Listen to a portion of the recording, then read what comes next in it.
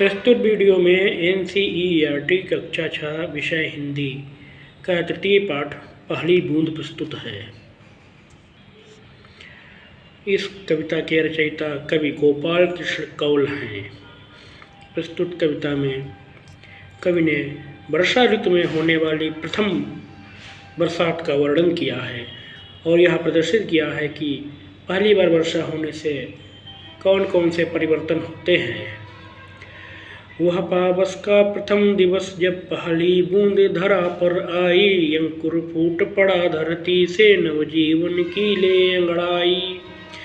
धरती के सूखे अधरों पर गिरी बूंद अमृत सी आकर वसुंधरा की रूमावली सी हरी दूब पुल की मुस्काई। पहली बूंद धरा पर आई। आसमान में उड़ता सागर लगा बिजलियों के स्वर्णिम पर बजा नगाड़े जगा रहे हैं बादल धरती की तरुड़ाई। पहली बूंद धरा पर आई। नीले नयनों सा यह अंबर काली पुतली से ये जलधर करुणा विगलित अश्रु बहाकर धरती की चिर प्यास बुझाई। बूढ़ी धरती शस्य श्यामला बनने को फिर से ललचाई। पहली बूंद धरा पर आई। प्रस्तुत कविता में कवि ने लिखा है कि वह पावस का प्रथम दिवस जब पहली बूंद धरा पर आई। पावस अर्थात वर्षा ऋतु का वह प्रथम दिवस जब उस वर्षा की पहली बूंद धरा अर्थात पृथ्वी पर आई अर्थात बरसी, अंकुर फूट पड़ा धरती से, तब धरती से किसी बीज का अंकुर प्रस्फुटित हुआ, अंकुरण हुआ, नवजीवन की ले अंगड़ाई और मानो उसने नवजीवन को प्राप्त करने का प्रयास करना आरंभ किया। धरती के सूखे अधरों पर गिरी बूंद अमृत से आकर। यहाँ पर मानवीकरण करते हुए कवि ने धरती का वर्णन एक नायिका के रूप में करते हुए लिखा है कि मानो धरती के पृथ्वी तल रूपी सूखे ओष्ठों पर गिरी हुई वर्षा की बूंद मानो एक अमृत के समान उसके ऊपर गिरी। जैसे अमृत को पाकर के लोग पुनर्जीवन प्राप्त कर लेते हैं, वैसे ही ग्रीष्म ऋतु के पश्चात वर्षा ऋतु में वर्षा को प्राप्त करके धरती पर नवजीवन का पुनर्संचार हो गया है। वसुंधरा की रोमावली सी हरी दूब पुल की मुस्काई और वर्षा होने से चारों ओर हरियाली छा गई, हरी दूब विकसित हो गई और ऐसा प्रतीत हुआ मानो वह वसुंधरा अर्थात पृथ्वी रूपी नायिका के रों के समान सुशोभित होने लगी।